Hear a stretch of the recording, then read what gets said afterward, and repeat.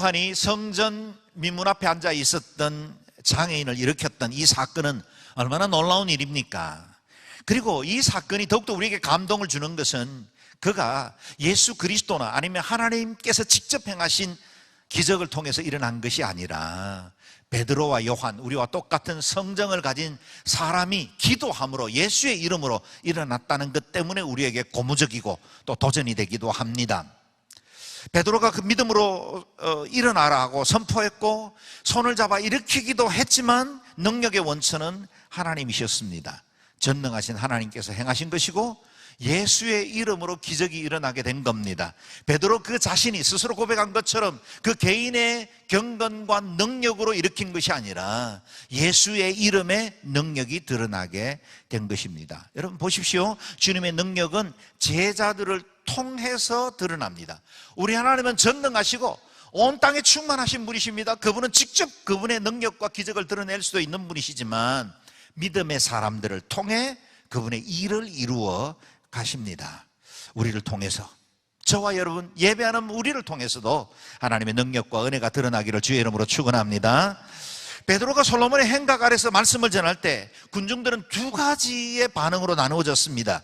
예수 그리스도를 믿고 제자된 사람들이 많았지만 동시에 복음을 방해하고 대적하는 사람들도 생겨나게 되었다는 겁니다. 1절 4절까지의 말씀 읽겠습니다. 시작. 베드로와 요한이 사람들에게 말하고 있는데 제사장들과 성전 경비대장과 사두개파 사람들이 나타났습니다.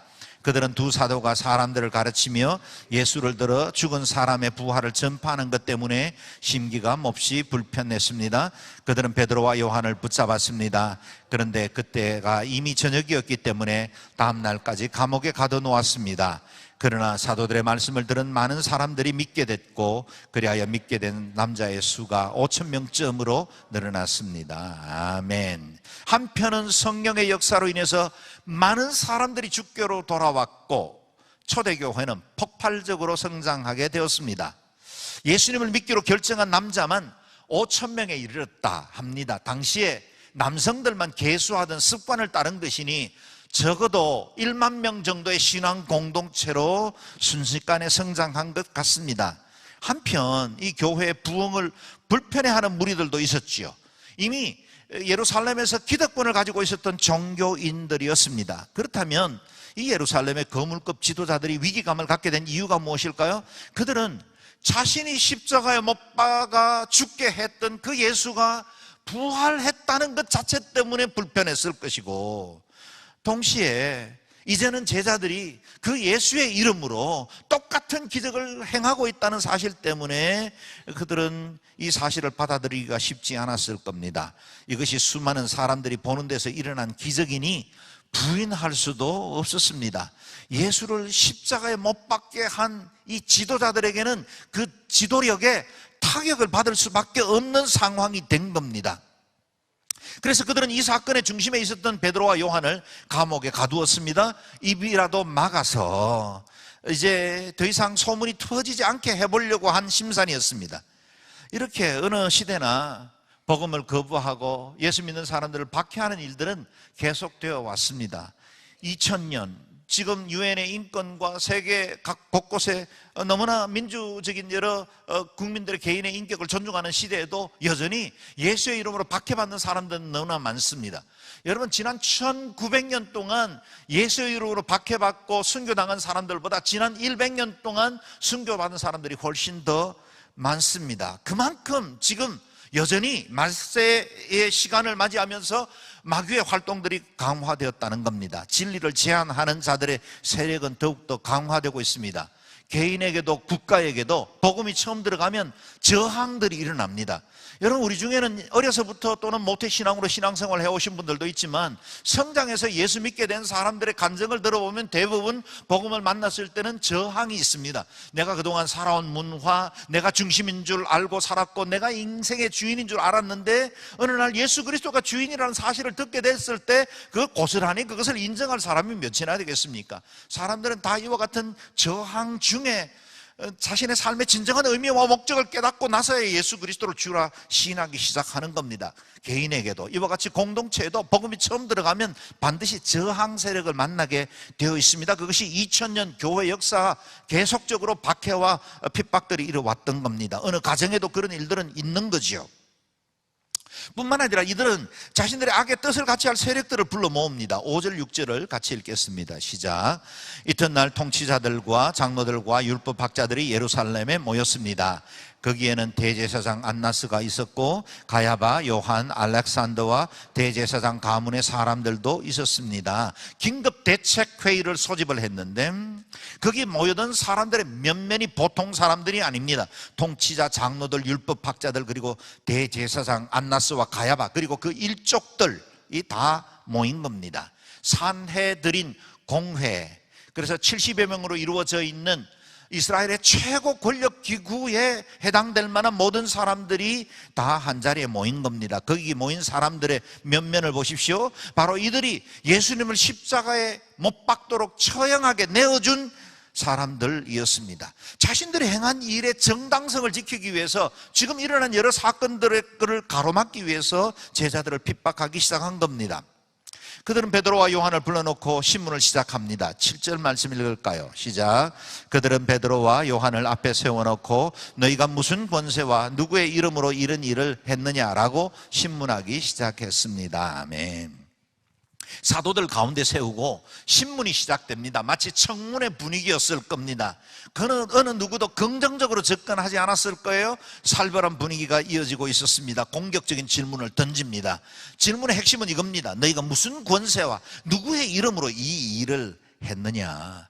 몰라서 물었을까요? 아닐 겁니다. 이미 장안의 모든 사람들이 다 예수의 이름으로 이 안전뱅이가 일어났다는 사실을 다 알고 있었습니다. 그들에게도 그 이야기는 들려왔을 겁니다. 처벌할 확실한 꼬투리를 잡기 위해서 던진 질문이죠.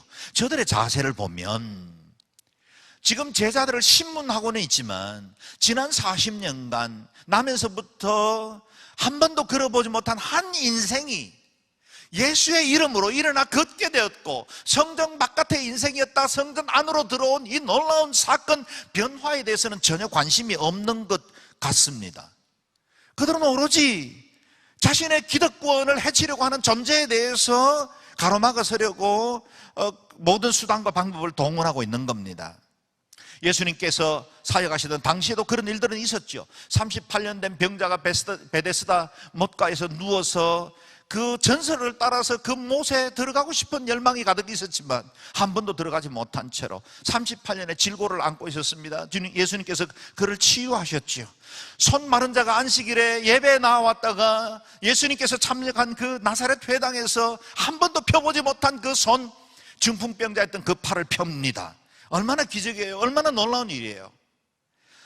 자기 친구를 고치기 위해서 4명의 친구들이 지붕을 떨어서 그 친구를 중풍병자를 달아내리고 그곳에서 그 중풍병자가 자기가 있었던 이 거적을 들고 일어서는 이 놀라운 기적이 있었습니다. 여러분, 이 사건을 보면 우리는 기뻐해야 되죠. 마땅히 이와 같은 한 개인의 생애에 변화된 것을 보고 함께 축제해도 마땅한데 예수님 때나 지금 제자들을 대하는 이들이나 동일하게 율법, 자신들의 도그마, 자신들이 가지고 있는 신념을 따라서 다른 사람들을 정죄하고 판단하는 데 골몰되어 있는 겁니다. 오로지 자신들의 기득권을 지키기 위해서 혈안이 되어 있었습니다. 그들에게는 또 다른 이 핍박의 이유도 있었습니다. 당시에 회중들 앞에서 공적으로 하나님의 말씀을 가르치고 선포할 수 있는 사람들 자격이 따로 있었습니다. 제사장이나 선지자나 율법학자 정도였지요.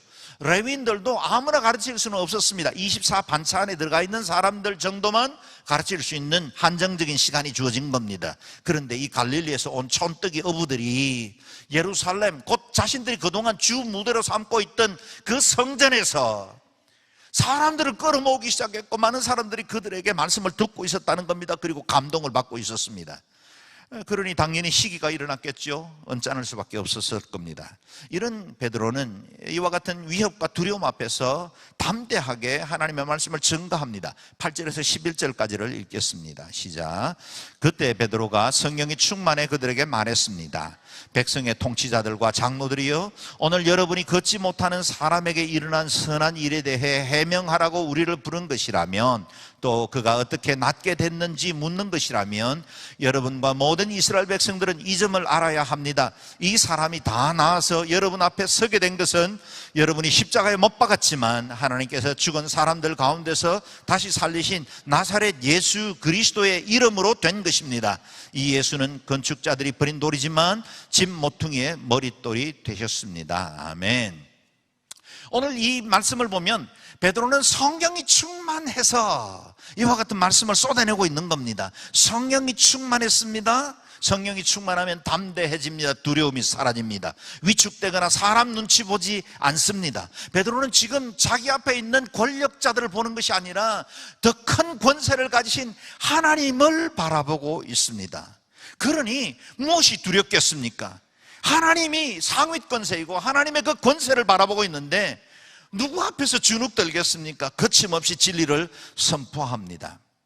우리가 어제 큐티에서 보았듯이 베드로가 연약한 어린 여종들 앞에서 주님을 부인하던 그런 모습도 있었죠.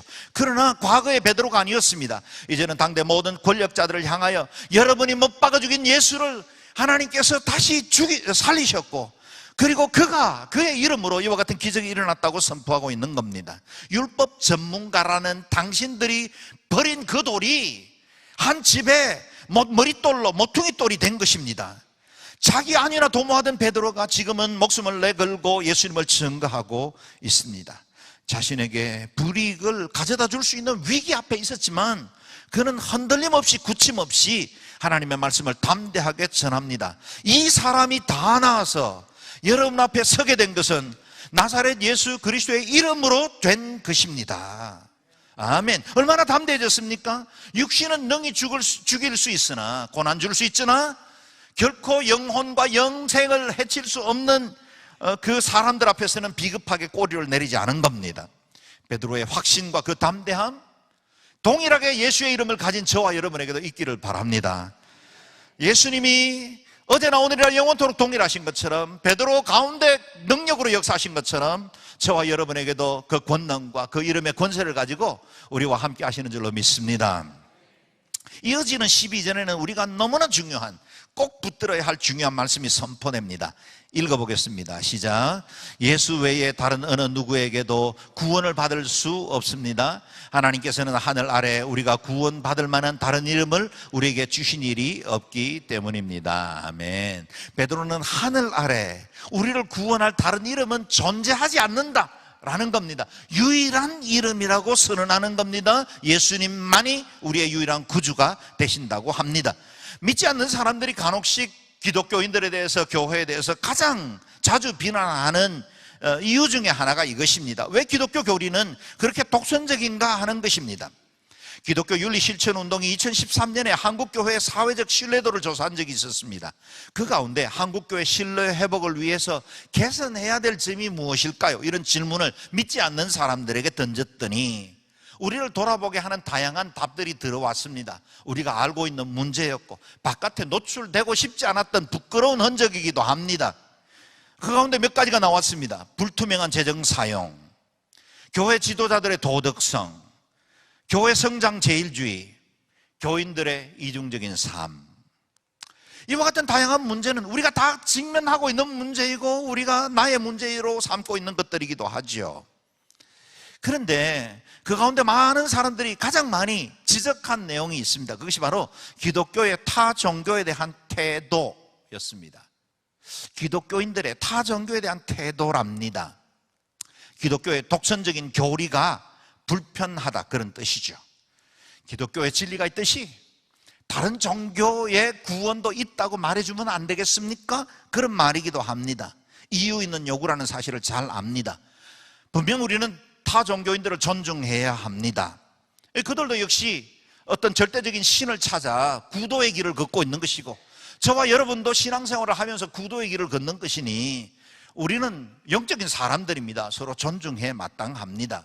그리고 우리가 다른 타 종교들과 함께 이 사회적인 변화를 이루기 위해서 함께 봉사활동도 하고 여러 지진이나 재난을 겪은 사람들 돕는 일들도 우리가 함께 해야 합니다. 우리는 얼마든지 그렇게 할 수 있고 또 그래야만 합니다.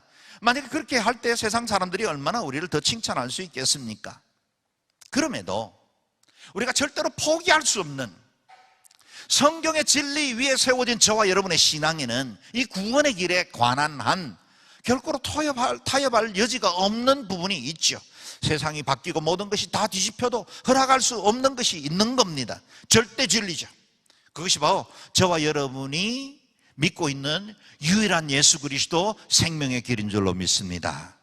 여러분, 우리가 성경을 하나님의 말씀으로 믿고 있는 이상 이 진리는 포기할 수 없습니다. 유일한 구원의 길은 예수 그리스도밖에 없습니다. 왜 이렇게 수많은 사람들의 비난을 받으면서도 편협해 보이는 듯한 이 교리를 우리가 고집하고 있을까요? 답이 간단합니다. 진리이기 때문입니다.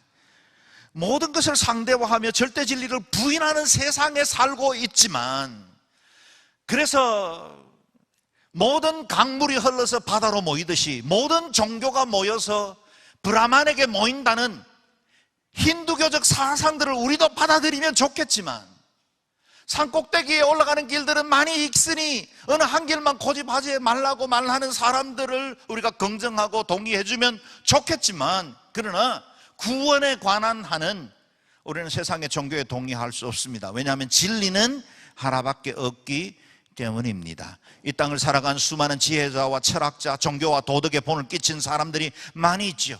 우리는 그들을 존경할 수는 있습니다. 그러나 그들이 구주가 될 수는 없습니다. 인간에게 더 나은 삶을 가르친 성현들은 많이 있지만, 지혜자는 많이 있지만, 인간의 죄 문제를 해결하는 것은 오직 저와 여러분의 구주 예수 그리스도 한 분밖에 없습니다. 진실은 감옥에 가둘 수 없습니다. 진리를 어떻게 그 입을 틀어막을 수 있겠습니까? 진리는 진리이기 때문입니다. 독선이라고 비난받더라도 이 진리는 지켜야 합니다. 예수 외에 다른 어느 누구에게서도 구원받을 수 없습니다. 하나님께서는 하늘 아래 우리가 구원받을 만한 다른 이름을 우리에게 주신 일이 없기 때문입니다. 아멘. 저와 여러분이 이 신앙적 결론에 도달해야만 우리의 구원이 온전해집니다. 여러분, 이와 같은 말씀에 유일한 구원에 대해서 동의하지 않으면 여러분, 우리는 그리스도 바깥에 있는 것입니다. 이 말씀 때문에 우리는 영생을 얻었고, 이 말씀 때문에 우리가 하나님의 그 친백성이 되었고 주의 자녀가 된 것입니다. 그래서 이 말씀 때문에 사람들이 싫어하기도 하고 때로는 반발하기도 하지만 우리가 복음을 전하지 않을 수가 없습니다. 우리는 이 말씀 때문에 그 수많은 선교사들이 생명을 걸고 열방 가운데 나아가 자신의 삶을 들여 복음을 전한 자로 사는 것을 우리가 지켜보고 있는 것입니다. 이 말씀은 유일하신 예수 그리스도를 증거하는 말씀입니다. 이 말씀이 여러분의 고백이 되기를 바랍니다. 베드로의 이 담대한 설교는 거기 모인 모든 유대교 지도자들을 당황하게 만듭니다. 13절, 14절 읽겠습니다. 시작. 그들은 베드로와 요한이 아무런 교육도 받지 않은 평범한 사람인 줄 알았는데 그렇듯 용기 있게 말하는 것을 보고 놀라지 않을 수 없었습니다. 그러고는 비로소 그들이 과거에 예수와 내내 함께 있던 사람인 줄 알게 됐습니다. 게다가 병이 나은 사람이 두 사도 곁에 서 있는 것을 보니 더 이상 할 말이 없었습니다. 아멘. 얼마나 놀라운 일입니까? 공격하던 자, 위협하던 살기등등한 자들이 다 더 이상 할 말이 없었답니다. 모든 조롱과 비난을 잠재울 수 있었습니다. 진리의 빛 앞에 어둠이 설거머니 떠나는 것과 같습니다. 진짜 앞에 거짓이 꼬리를 내리는 것과 같습니다. 그렇다면 무엇이 이 반대자들의 사상들을 무너뜨릴 수 있었을까요? 세 가지 이유가 있었습니다. 그 첫 번째는 베드로는 확신 있게 말씀을 전하고 있었습니다. 베드로가 전가하는 모든 말들은 확신에 찬 것이었습니다. 베드로의 메시지는 막힘도 주저함도 없었습니다. 모든 이론과 사상을 꺾을 만한 담대함과 확신이 있었던 겁니다. 더욱 저들을 놀라게 한 건 베드로의 출신 때문이었습니다. 그들은 평범한 사람인 줄 알았습니다. 베드로는 어부 출신이었으니 학문 없는 범인이라고 여기는 게 마땅합니다. 베드로는 랍비 학교를 나온 것도 아니고 율법을 연구하는 서기관도 아니었습니다. 갈릴리의 어부였던 베드로가 그가 가진 확신과 통찰로 말씀을 전하는데 모든 사람들의 입을 막을 만한 것이었다는 겁니다. 이것은 다 성령께서 주신 것이죠. 이것이 하늘로부터 임하는 지혜의 특징입니다. 이 세상의 지혜와 하늘의 지혜는 다릅니다. 여러분, 어떤 사람이 말을 잘하고 또 사람들을 논리적으로 설득할 수 있으면 설교도 잘할까요? 그렇지는 않습니다. 도움은 될 겁니다. 그러나 여러분, 하나님의 말씀을 전하는 것과 세상의 이해와 지식을 전하는 건 차이가 있습니다. 미국의 위대한 부흥의 세기를 주도했던 사람들 가운데는 조나단 에드워드 같은 당시에도 최고의 엘리트, 최고의 지성이 있었는가 하면 구두 수성공 출신이었던 무디 같은 사람들도 있었습니다. 무디는 설교할 때마다 앞뒤 문법이 제대로 맞지 않고 정확한 단어를 구사하지 못했다고 합니다. 한 번은 시카고에 있는 한 신문 기자가 헤아려 보니 무디의 1시간 설교에서 약 180개의 어법이 틀린 용어를 사용했답니다.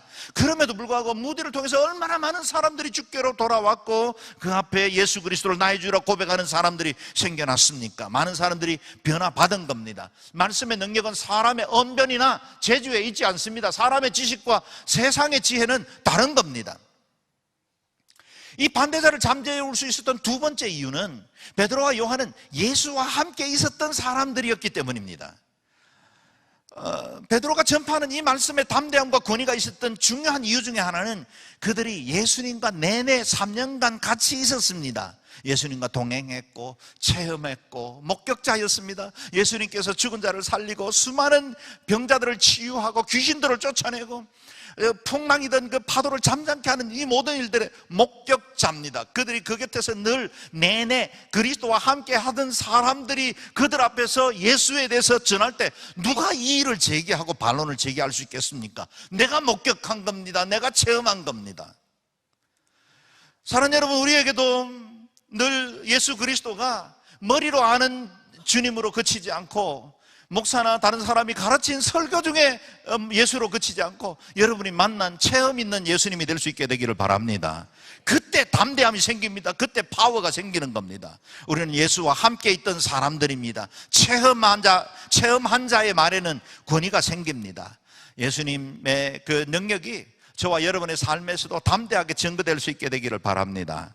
세 번째, 그 무엇보다 베드로의 설교에 대해서 비난할 말이 없었던 것은 제자들 옆에 병 나은 사람이 서 있었다는 사실입니다. 베드로에게는 표적이 그 곁에 있었습니다. 나면서 장애를 안고 있었던 사람이 그 곁에 두 발로 서 있는데, 증거가 분명하게 서 있는데 무슨 말을 할 수 있겠습니까?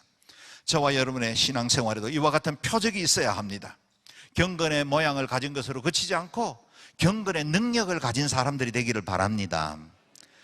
예수의 이름으로 나타난 표적들이 있어야 합니다. 우리가 어떤 사람을 병자를 치유하거나 귀신을 쫓아낼 수 있는 능력이 있으면 더할 나위 없이 좋거니와 또 그래야 되겠죠. 그러나 혹시 그런 것들이 없더라 할지라도 내 삶에 믿음의 증거, 표적들이 있어야 합니다. 내가 예수 믿고 나니 삶과 가치관이 바뀌게 되었습니다. 내가 이전에는 좋던 것 이제는 가볍게 되었습니다. 예전에는 이런 일들 만나면 낙심하고 좌절했는데 예수 만나고 보니 그것들 능히 이겨낼 수 있습니다. 마음 상하지 않는 건 아니지만 나도 실망되기도 하지만 다시 말씀을 붙들고 예수 안에서 다시 이겨낼 수 있습니다. 이게 변화된 표적이죠. 예전에는 관계 안에서 불편했습니다. 그런 사람들 다시는 돌아보지 않았어요. 그런데 용서할 마음이 생기는 겁니다. 옛날에는 그 사람하고 상종하기도 싫었지만 그리스도의 사랑으로 먼저 다가가서 손 내미는 겁니다. 이것이 바로 표적이죠. 내가 달라지고 내가 새로워졌다는데 누가 나를 비난할 수 있겠습니까? 거룩함이 능력입니다. 의인은 사자와 같이 담대할 수 있습니다. 교회와 그리스도인들이 순결하면 세상이 할 말을 잃게 될 겁니다. 저와 여러분이, 그리고 우리 영정원 누리교회가 세상으로 할 말을 잃게 만드는 능력 있는 거룩의 표적을 가진 하나님의 사람들이 되기를 주의 이름으로 축원합니다. 우리가 이와 같이 하나님 앞에 바로 서면 세상은 고민하게 될 거예요. 오히려 세상이 이 문제를 놓고 고민이 시작됩니다. 15절 16절을 읽겠습니다. 시작.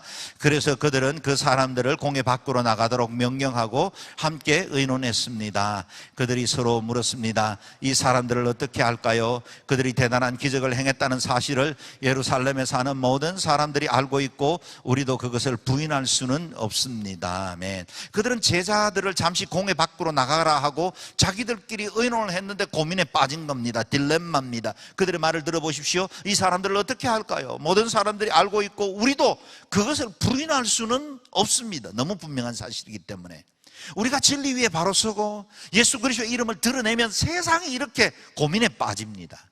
우리 영정온누리교회가 이 지역 사람들에게 이와 같은 고민에 빠질 수 있도록, 이 교회가 세워지기는 했는데 이 교회가 정말 우리에게 어려움이 되거나 시험거리가 아니라 오히려 이 교회 때문에 이 지역사회가 복을 받고, 교회 때문에 건강한 문화가 세워지고, 교회 때문에 우리 아이들이 바른 교육을 받고 있습니다. 이런 고백을 할 수 있는 그런 교회가 되기를 바랍니다.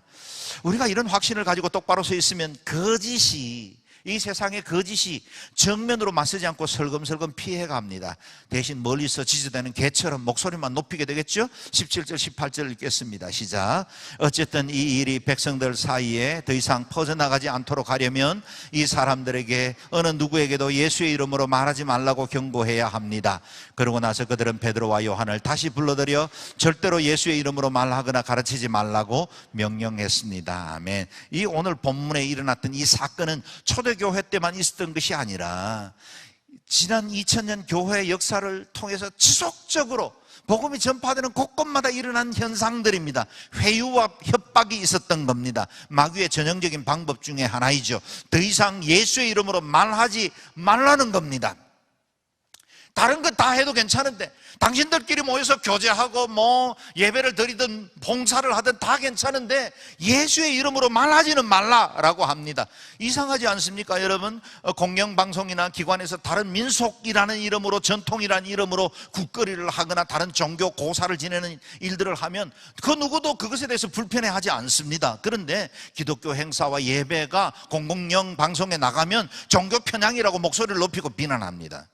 이런 일들은 사회 전 영역에서 계속해서 일어나고 있지요. 오늘 본문의 유대 지도자들이 내린 결정의 배후에 똑같이 역사했던 그 악한 영이 지금도 곳곳에서 이와 같은 것으로 주의 복음이 전파되지 못하도록, 예수의 이름으로 말하지 못하도록 막는 일들이 일어나게 되는 겁니다. 어둠은 빛을 싫어합니다. 거짓은 진리가 전면에 나서는 것을 못 견딥니다. 저들은 자신이 변하려 하지 않고 오히려 진리를 왜곡시키려고 하고 있습니다. 마귀는 주 예수의 이름이 퍼지지 못하게 막는데 총력을 기울여 왔고 앞으로도 그럴 것입니다. 당신이 예수 믿는 건 봐줄 수 있지만 전도하는 건 못 견딘다는 거예요. 구제사역하는 것에 대해서는 방해하지 않습니다. 그러나 그들이 이 구제사역을 통해서 복음을 전하기 시작하면 회방을 시작합니다.